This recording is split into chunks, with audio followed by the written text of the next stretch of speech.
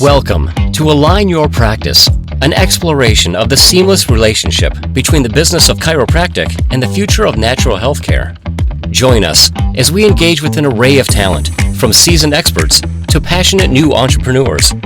Now, here's your host, Dr. Joe Esposito. Hello, this is Dr. Joe Esposito with the Align Your Practice podcast. Today's episode, we're going to be talking about strategic planning, especially end of year strategy planning. We have one of our repeat guests, Dr. Joe Clarino, good friend, amazing doctor, and a great leader in the profession. So, Doc, let's break this down. How are you today? Good. How you doing? Doing well. Good. Doing well. So yeah, end of year strategy. It's interesting. I remember talking to you a couple of weeks ago, and you were just lit up about the impact that this particular strategy session had with your team, because you actually let the team run the strategy session. So I know there's many steps to get to that point. First is have one, master it, right, before you hand it off. But I think going through the mindset of the importance of doing a strategy is where we can start. We can go back to when you started or I started practice. The best planning we had was, waking up today and saying, what should we do today? Like that was, that was where we started. I gotta tell a quick story of my first day in practice. This is how good my planning was. We sat down, I had two staff. Neither of them had job descriptions, so I don't know what they were going to do. And I sat there and I said, okay, can you please take some notes? She says, we don't have pens. I'm like, well, call Office Depot. They said, we don't have a phone. I said, okay. So every step we were taking, we had nothing to get it done. So that was my first strategy. Well, So, tell me your journey, where you are and how you got to where you are now to help doctors on their journey. it's just been an evolution of just doing things wrong over and over again, and then to eventually figuring out what to do right. And that has been the biggest thing from my whole career is I am very, very good at doing things wrong and making mistakes. And it costed me lots of money.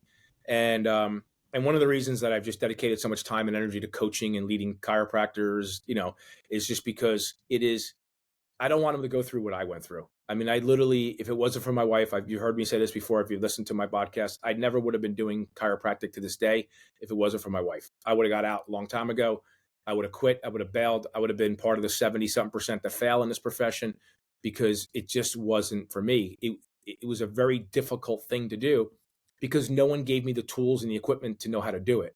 And I didn't have any leadership. I didn't have any mentorship. I had nothing understanding. So I just did it trial by fire. And that's a hard way to run a business, especially a chiropractic business. So that was kind of the reason that I get into this. And now we do this thing called Realizing Your Vision in the franchise, which is probably a 10 out of 10. It's the most important training we do all year. And it is hands down the most important thing we do all year. And why is that? Because people say train, they have to budget, they have to hire. Like, why would you say it's the most important? That's a big statement. Well, it's one, you have to understand where you've been to understand where you're going, right? If you don't know where you've been, it's impossible to know where you're going. And I also like to saying, people will be, oh, well, you don't want to look back don't look back unless you plan to go that way. No, when it comes to business, you got to look back to go forward. You have to understand where you've been to understand where you're going next. And numbers don't lie. Numbers tell you everything. And when you're in the world of business, you have to track and measure everything. And if you're measuring it and you understand where you're being successful and where you're not being successful inside your practice, there's no way on earth you can project for growth in a future year unless you understand exactly what you've done right and done wrong. And the only way to do that and realistically project it. I used to come up with numbers for next year and be like, well, we did X this year. Let's just do double. Like we just make it up. Just because it was like, it felt good, right? And then what happens is feeling good doesn't equate to month 3 when you're like, we're nowhere close to even doing that. So then you have to understand, what have we done? What are we capable of? And what's a realistic goal? What's a big, hairy, audacious goal? And then how do I set the goal? And then how do I reverse engineer that goal so that whatever you're doing in your clinic, exactly. And this is how we go through it from shift to shift. You know exactly how many people you have to see, how many new patients you need, how many supplements you sell, like how many progress reports you should have, how many report of findings should you have.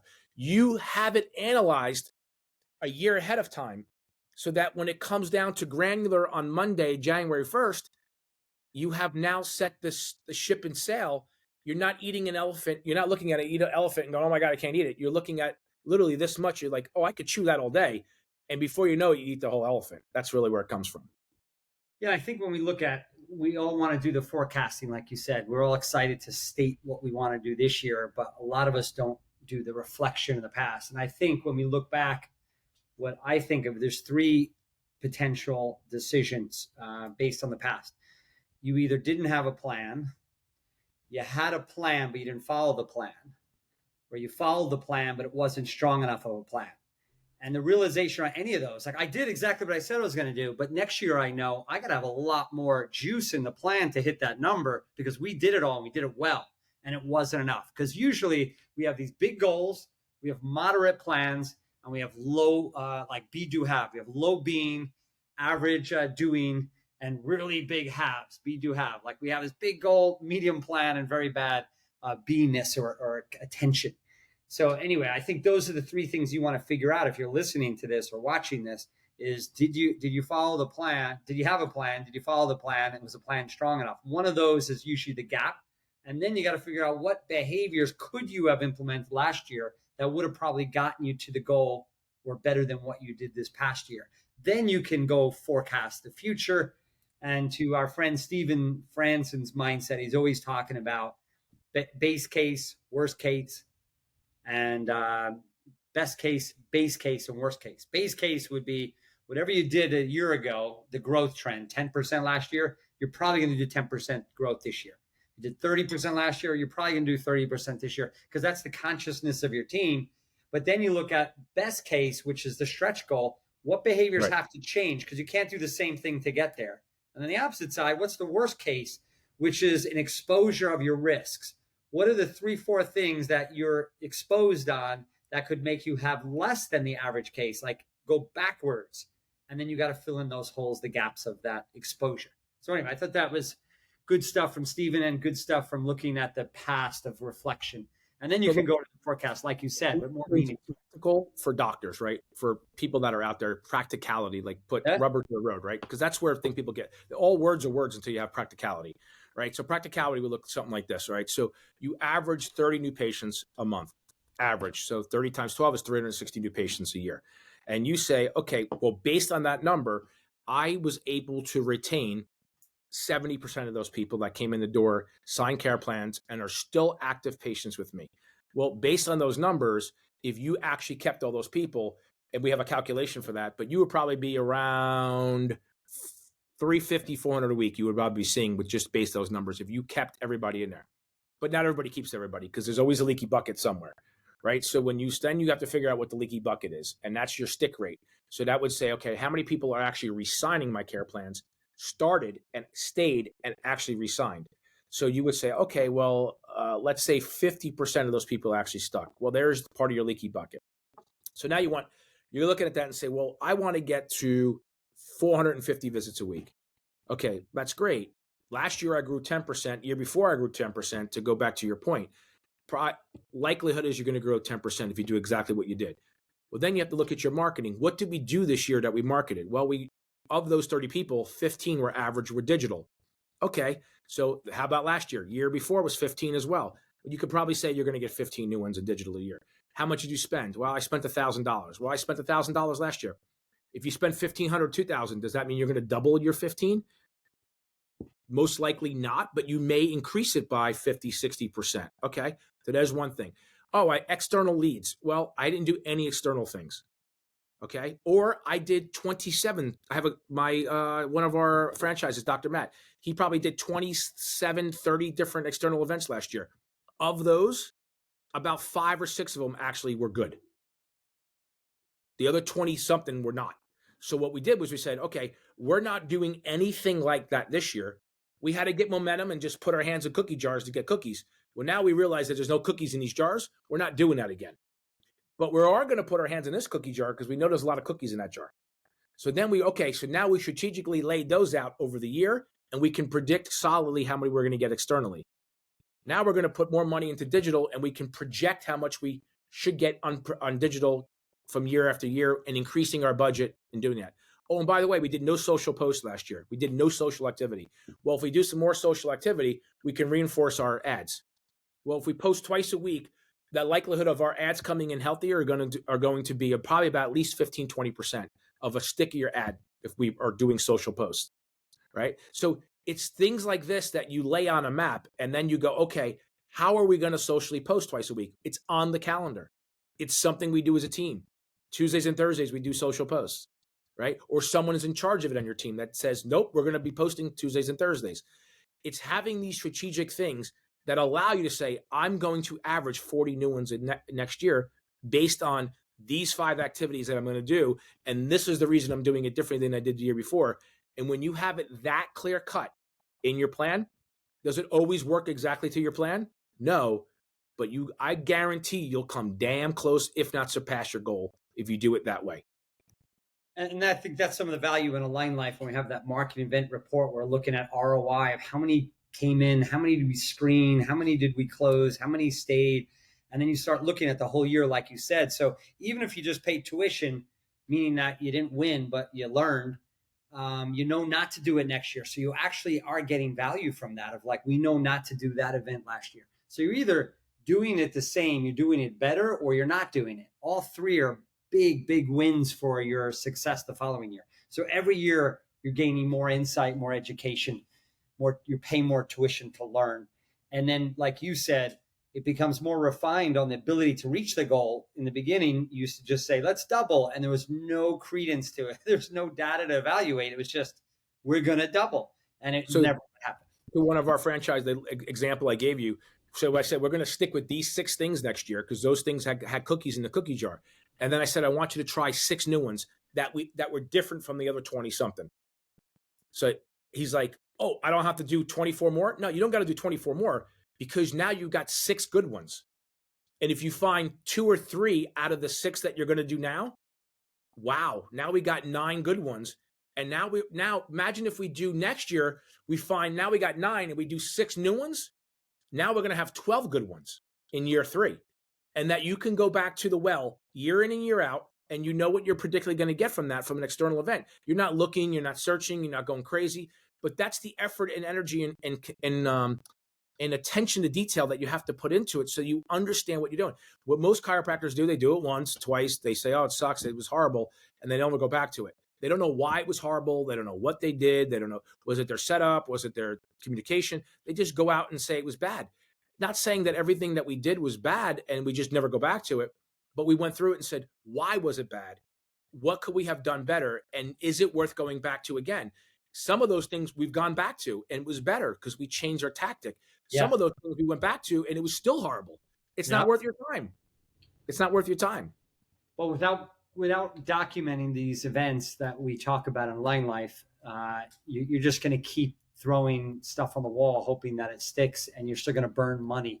So you're going to burn a lot more money your first 3 years in practice and resources. And what you want to recoup is time and money to reallocate it to get that growth. We don't want to, a lot of people think to double your practice is double the time and double the effort. It's really not. It's just more refinement on the utilization of resources and dollars, right? I mean, that's how you do realizing it. 100%, and realizing your vision.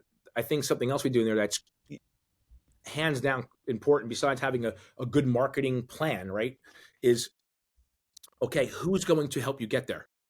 And so what happens often is chiropractors don't know how to hire, when to hire, where to hire.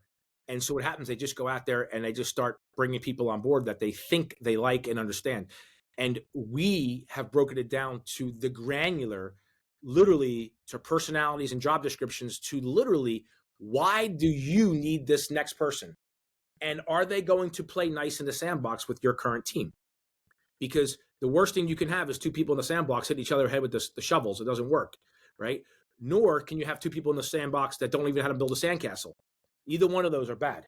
So the idea is that when you put them in the sandbox, they're both building the sandcastle for the same reason, so that you and everybody else in your practice can win. That's how you build a good team. we teach that hands down. I think some of the best things in the profession, because one, you're not waiting till the rev limiter is so high where you're like, they're stressed out of their mind, the one or two employees, and they're like, and then you hire someone and then they try to train them and they're crazy trying to train and work. And then the person quits because they weren't trained properly. And now 2-3 times later, and now they all quit. So you don't want that, right? So we're like, okay, when is the right trip line to hire that person based on your economics, based on your vision, and based on your needs? And we clearly define that for you. And when you understand that, you're not guessing in business. You know exactly when to step. You know where the landmines are, and you're not going to get blown up. Imagine running through landmines and knowing where to go. You know what I mean? So you're saying with the Realize Your Vision training that you're doing, it's not just projecting revenue. You're saying it's literally planning the staffing, the next level of your org board in December for the whole next year, that you're setting your plan, the budget for those people, where are you getting the money, the marketing, the training, everything laid out. So you know all your trainings you're attending as a team the whole year. You know everything's laid out. There's no crisis. There's no last minute decision. I don't know. I think I see your point in why it's the number one thing that someone can do in their practice, because it's not just planning. People think planning, they just think of revenue, right? That's all it is. It's everything to do with the practice. Me and you are both visionaries, right? So we're really good at creating a vision. But what we're really not good at is making people understand how to practically put the vision into play. So we're like, yeah, let's go conquer the hill. And everybody's like, yay. And they're like, do we have equipment? We're like, no, who needs equipment? Conquer the hill. Like, you know what I mean? Who cares, right? And so now having people on your team that are like, hey, doc, we're going to need shovels. We're going to need water. We're going to need food. We're going to need tents. Oh, yeah. And this is how we're going to do it. But we can't afford the shovels right now. We got the tents, but we're going to need water. And we're going to, okay, when can we get that? Well, if you do your marketing plan and we do it successfully, by the end of first quarter, we can buy more shovels. And then if we do that properly, by the end of second quarter, we can climb the mountain. And by fourth quarter, we should be on top of the mountain. Yeah. Wow. What a great idea. Versus me going and running up the mountain, failing, coming down the mountain, regrouping, and running up the mountain 6 times to realize, oh, I need shovels and tents and water. You know what I mean? Like, it doesn't work. We solve all that and put that in front of you so that you're now able to go, this is when I'm going to buy a shovel. This is how I'm going to get the water. This is the people I'm going to need around me. And this is this is the plan to get up the mountain. What an amazing freedom in business to do that. And the difference I think would be is 20 years ago, you may have sat down and started to create a plan after, failing forward fast every year, and you're just doing your own thing. Then you started to plan, but you were planning by yourself, and then you're presenting by yourself. This is the plan, and you're going to work hard at it. And some of you on this, listening to this podcast, are starting to get to that point where you're laying your plan out, and then you're selling it, or you're presenting to the team. Minimal buy-in. It's you just lecturing to them and them having to take your process, compared to what you and I do now, which is having leaders on our team to present what they see, who are experts on operations versus visionaries like us, right? And realizing, as you put it, it's not only good, in a sense, it's better than what we can do.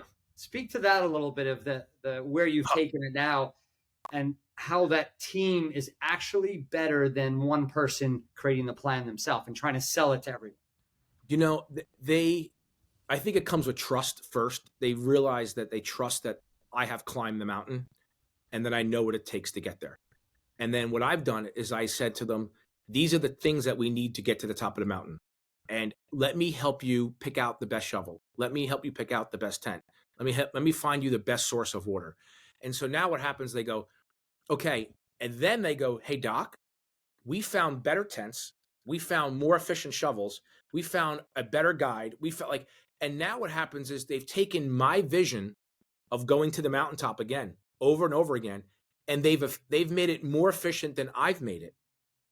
And so now I am just a spectator of my own vision, which is weird when you get to that space.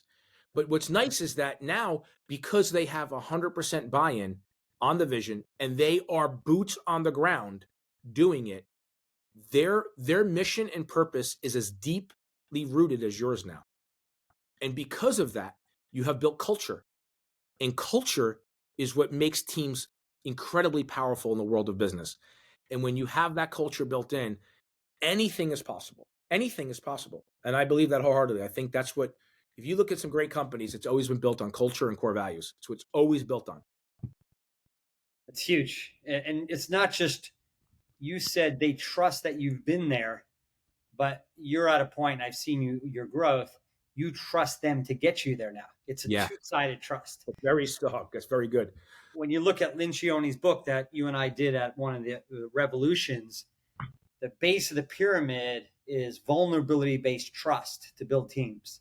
So vulnerable meaning, like Joe said, he was vulnerable enough to hand the torch to his team, and it's trust for them to be able to carry that torch. And that, just the trust alone, is an energetic exchange that takes them to their potential, because simply of trust that they'll reach their potential. So that to me is just... And a key point on this is when they climb the mountain, you know there is a pitfall right around the corner, and they're headed for it.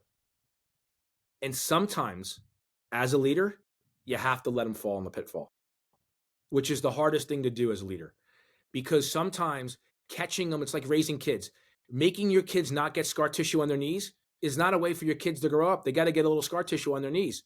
They got to figure out the stove's hot. Otherwise, they're never going to put their hand on it. And sometimes you got to let them make mistakes to make mistakes. And it's the hardest thing, because you see it coming a mile away. And you're like, holy cow, they're going to fall. And you want to jump in, and you're like, that's a mistake that's not going to crash the practice. It's a mistake that's going to be a skin on the knee. I can live with skins on knees. I can't live with gashing artery cuts and bleeding out. You know what I mean? I can't live with that. But I can live with skins on the knees. So I let them make the skin on the knee mistakes, even though I know it's wrong. And that has been probably the number one thing I've done as a leader, and allowing them to do that. And it's so hard sometimes. In one of my favorite books, Multipliers, they constantly talk about letting the person go through the cycle and guiding them, but don't step in to take over. And the whole book was riddled in that. It was so amazing how we have to do what you just said in order to build leadership, or you're babysitting, you're not building leadership. So that's a great point to end the podcast on. If you're listening to this and you haven't done strategic planning, you want to start doing strategic planning, you want to refine strategic planning, you want to take the next level, please reach out to us at support@AlignLife.com. Let's have a quick conversation, how we can guide you, either myself or Dr. Clarino, and just have a couple of moments to talk about how we can better serve your practice. So, Joe, any final thoughts closing up? No, man, listen, if you don't know where to start, don't do nothing. Do something, right? Either find a mentor, reach out to us, do something. I think that's the biggest thing with practice is paralyzation. When I didn't know what to do, I went back to what I did before. And what you did before is where it got you where you are currently. And unless you just become being comfortably uncomfortable, you're never going to grow in the business. I don't care if it's chiropractic business or if it's selling ice cream. It doesn't matter. You have to be uncomfortable at some point in time. And the great ones learn to live in being uncomfortable. And when you get to that space is when it really, really starts to escalate, and you see business through a whole different lens. Awesome. Great words to end the podcast. Thanks for all listening. Joe, thanks again for your contribution. Awesome. You're welcome, man. My pleasure. Thanks for having me. This episode was brought to you by AlignLife Chiropractic and Natural Health Centers. If you're interested in creating your dream practice or want to know more about AlignLife, go to AlignLifePodcast.com.